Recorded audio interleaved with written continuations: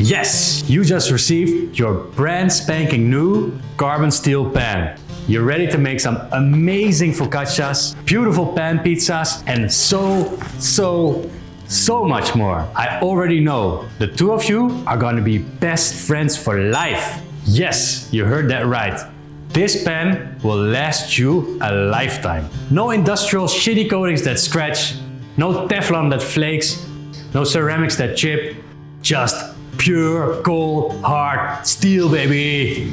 Much more effective than glass or stone because steel has the ability to absorb, store, and conduct heat fast, ensuring a beautiful browning on your meat, fish, and veg, and a mind-blowing crisp on your pizza base. This technique is hundreds of years old and it's called seasoning. While these types of pans are being used by pizzaiolos around the globe, a smaller size steel pan is hard to find.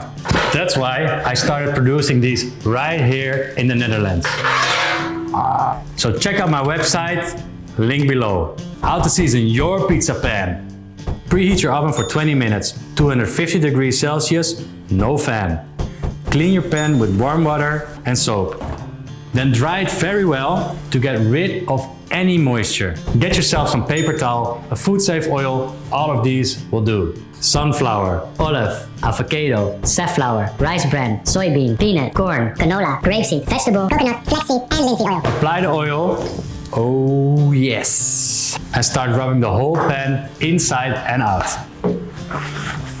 Now pay attention, because this step is very important. When you oiled your pan, get a clean piece of paper towel and start removing all of the oil. Yes, you heard that right. Take it all off. Resulting in a pan with a layer of oil so fine, you would think it's not even there.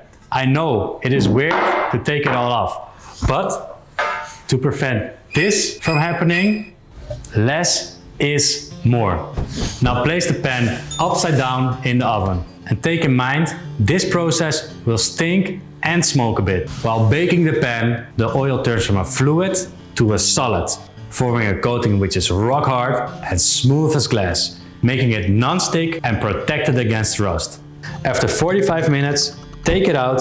When completely cooled, repeat the process, building up layers of seasoning. If you want to go pro, add as much as 7 layers of seasoning. But after 3 times, you have a pretty good base. The rest of the layers will form during the future cooking sessions. So that's it! Now you know how to season your pan. After you seasoned your pan, there are a few things you should take in mind. Maintenance. Okay, you just made an amazing meal. That's shit. Now your pan is dirty and you need to wash it. Use warm water, a sponge, and only if needed, a drop of soap. But don't you dare put it in a dishwasher. This will definitely screw up your beautiful, precious seasoning. Cooking. You can cook all kinds of beautiful food inside your pan, as long as it doesn't contain too much acidity. For instance, cooking a tomato sauce in your pan over 30 minutes will most likely leave some damage in your pan. End of the day, this pan is a workhorse and you will make some scratches or lose a little bit of the seasoning, and that's okay. As long as you keep cooking with it, the oil in the pan will repair little cuts and spots itself. Resetting your seasoning. Only if you really messed up and you lost most of your seasoning, or even worse, it started to rust, you have to reset your pan. Pour some clean white vinegar in the pan. Add some coarse salt. Now start rubbing until all seasoning, rust, dirt and debris are gone. Then rinse, dry, and repeat the seasoning process. Yes! Now it's finally time for the fun stuff. Pizza! Go to pizzacalculator.com. Choose your style. Select the amount. Now if you're using the Städler made pan, the dimensions are preset. If you're using a different pan, then measure, adjust, and press calculate. Kaboom, baby!